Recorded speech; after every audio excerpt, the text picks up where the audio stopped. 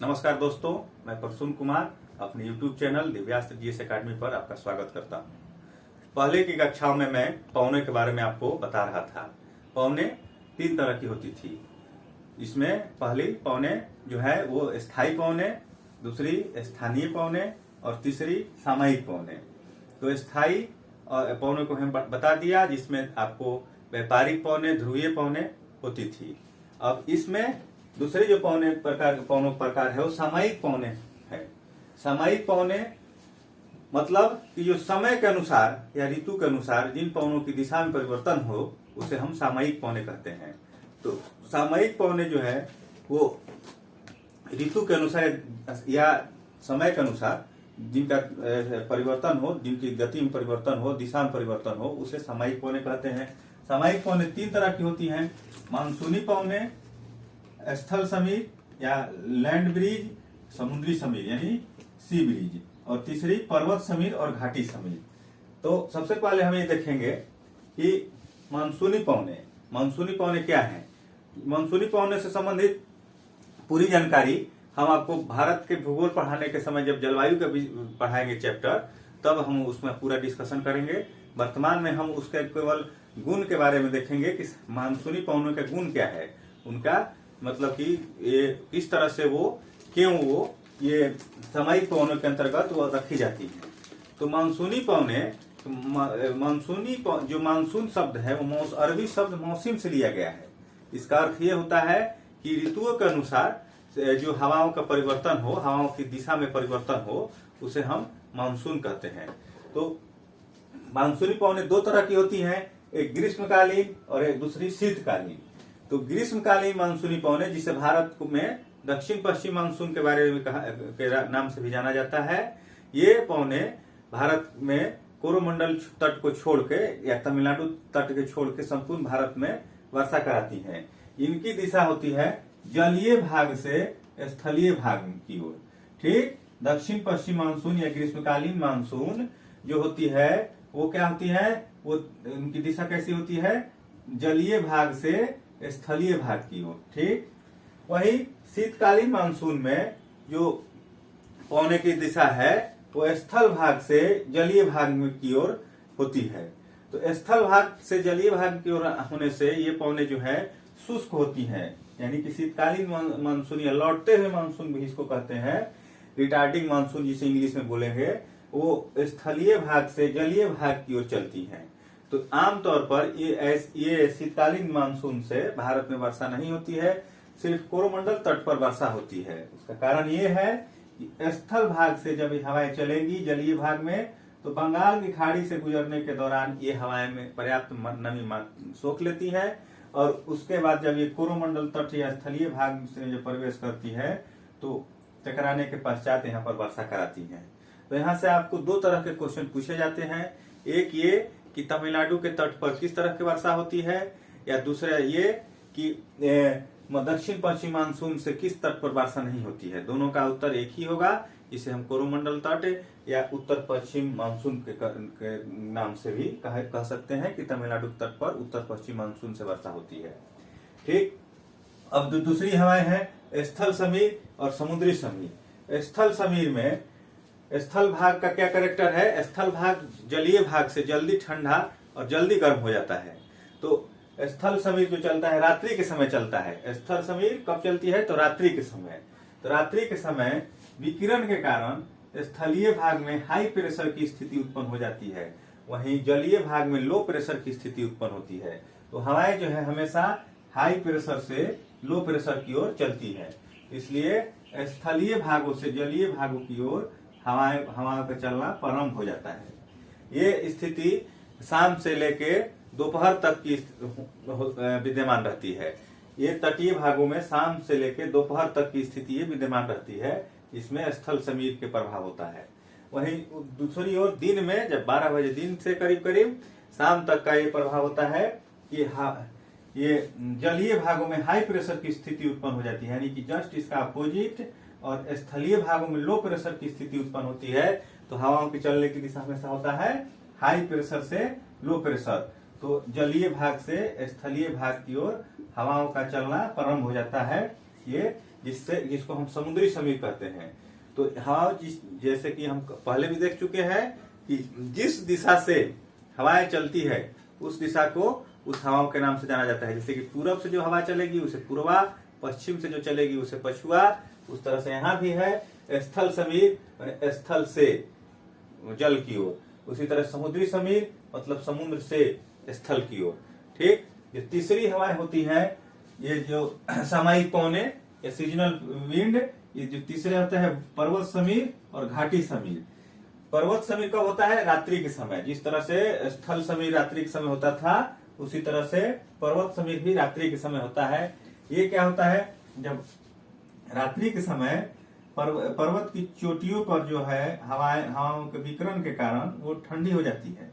तो ठंडे होने के कारण हवाओं का गुण ये होता है कि वो नीचे की ओर बैठती है। तो ये पर्वत के ढाल का सहारा लेते हुए जो हवाएं नीचे की ओर आती हैं, और नीचे की ओर जब आती हैं तो इसी चोटी से घाटी की ओर हवाओं का बहना प्रारंभ हो जाता है, जिसे हम पर्वत समीर कहते हैं। उसी तरह से दिन की स्थिति के अनुसार जब घाटी की हवाएं गर्म होकर पर्वतों पर चढ़ना प्रारंभ कर देती है, उसे हम कहते हैं घाटी समीर। तो इस तरह से हम देखें कि 3 तरह के स्थानीय सामयिक पवने हैं, मानसूनी पवने, स्थल समीर समुद्री समीर और पर्वत समीर घाटी समीर। इससे आपको हमेशा बीपीएससी में भी क्वेश्चन पूछा गया है स्थल समीर और समुद्री समीर से। आगे हम देखेंगे स्थानीय पवने। स्थानीय पवने यानी कि वो विश्व में किसी स्थान विशेष पर ही चले, वैसे हवाओं को स्थानीय पवने कहते हैं। ये पवनों का तीसरा प्रकार है। सबसे पहला प्रकार क्या था? सबसे पहले प्रकार था स्थायी पवने, और दूसरा प्रकार सामयिक पवने, और तीसरा पवनों का प्रकार है स्थायी पवने। स्थायी पवने ये पवने होती हैं जो कि विश्व के किसी एक विशेष क्षेत्र पर ही चले। ये पवने जो है 2 तरह की होती है, गर्म और ठंडी। कुछ महत्वपूर्ण आपको गर्म हवाओं का नाम है लू, फॉन, चिनूक, सिरेको, हरमट्टन, नार्वेस्टर। उसी तरह से कुछ ठंडी विशेष पवनों का नाम है मिस्ट्रल, बोरा, जोरन और ब्लिजार्ड। इस तरह का ये स्थायी पवने बहुत ही एक महत्वपूर्ण टॉपिक है। ये हमेशा एग्जाम में क्वेश्चन इससे देखने को मिलते हैं। अब थोड़ा सा हम इनके क्षेत्र के बारे में देख लेंगे कि सबसे पहले ये स्थायी पवने कहाँ कहाँ चलती है। तो लू स्थायी पवने जो है भारत में चलता है। ठीक, उसके बाद लू जो है भारत में चलता है गर्मी के दिनों में, धूल भरी आंधी इसमें आता है।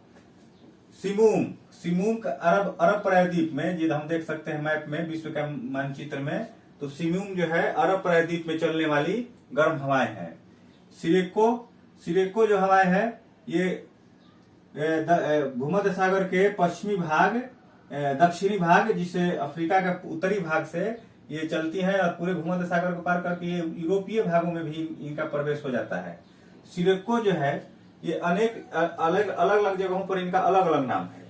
सिरेको का मिस्र में नाम खामसिन है, जबकि लीबिया में इनका नाम है गिबली, ट्यूनीशिया में इनका नाम है चिली, और यही जब हवाएं स्पेन के तटीय भागों में प्रवेश करती है तो उसका नाम होता है लेवेस। ठीक, तो सिरेको जो हवा बहुत ही महत्वपूर्ण हवा है। ये गर्म और शुष्क हवा है। यहाँ अनेक देशों में इनका नाम अलग अलग होता है। सिरेको पूरे उत्तरी अफ्रीका से भूमध्य सागर को पार करके यूरोप तक इसका प्रभाव होता है। इसे मिस्र में खामसिन, लीबिया में गिबली, ट्यूनीशिया में चिली और स्पेन में लेवेस कहा जाता है। उसके बाद एक गर्म हवा जो चलती है फ्रांस के पास, फॉन। ठीक, उत्तरी अमेरिका की बात करें तो उत्तरी अमेरिका में रॉकी पर्वत के पश्चिमी तटीय क्षेत्रों में चिनूक हवा चलती है। ये गर्म और शुष्क हवा होती है। चिनूक को हम हिमभक्षी भी कहते हैं। हिमभक्षी इसलिए कहा जाता है कि ये जो चारागाह होता है वहां पर जो हिम का आवरण होता है, उसको आवरण को खत्म करके चारागाह को ये सुलभ बनाता है। ठीक, इसलिए चिनूक को हिमभक्षी भी कहते हैं। उसी तरह से कैलिफोर्निया के पास एक गर्म हवा होती है सेंटा आना भी एक गर्म हवा है। आप एक बार सारी गर्म हवाएं और ठंडी हवा को याद कर लीजिएगा तो आपको एक मैप के अनुसार तो आपको याद करने की जरूरत नहीं पड़ेगी। अगर मैप आपके दिमाग में रहेगा तो आप अनेक जो हवाएं हैं उसके बारे में जान जाएंगे। उसी तरह से ऑस्ट्रेलिया में हवा गर्म चलती है विक्टोरिया प्रांत, यानी कि दक्षिणी ऑस्ट्रेलिया में हवाएं चलती है ब्रिक फील्डर। ठीक, ऑस्ट्रेलिया में एक स्थायी पौने हैं जो चलती है, वो उनका नाम होता है ब्रिक फील्डर। उसी तरह से न्यूजीलैंड में नॉर्वेस्टर नामक एक गर्म हवा चलती है। इस तरह से हम देख सकते हैं कुछ विशेष वेरी वेरी इंपॉर्टेंट गर्म हवाओं का नाम। उसी तरह से कुछ ठंडी पवने हैं, जिसे बोरा कहाँ चलता है, तो बोरा इटली के तट पर, जिसे भूमध्य सागर का जो तट है इटली का, उसे वहां पर बोरा हवाएं चलती हैं। ये ठंडी हवाएं रहती हैं। मिस्ट्रल, स्पेन और फ्रांस में मिस्ट्रल ठंडी हवाएं चलती है। उत्तरी अमेरिका की बात करें तो ब्लिजर्ड नामक एक ठंडी हवा चलती है, जिसे जो बहुत ही ध्रुवीय क्षेत्रों से स्थलीय भागों में आती है। और ब्लिजर्ड का ही जब साइबेरिया क्षेत्र में चलती है, यही हवाएं जब उत्तरी ध्रुवीय से साइबेरिया क्षेत्र में आती है तो उसका नाम पूर्गा एवं बुरान होती है। ठीक, उसी तरह से दक्षिणी अमेरिका में पंपेरो नामक एक ठंडी हवा का चलती है।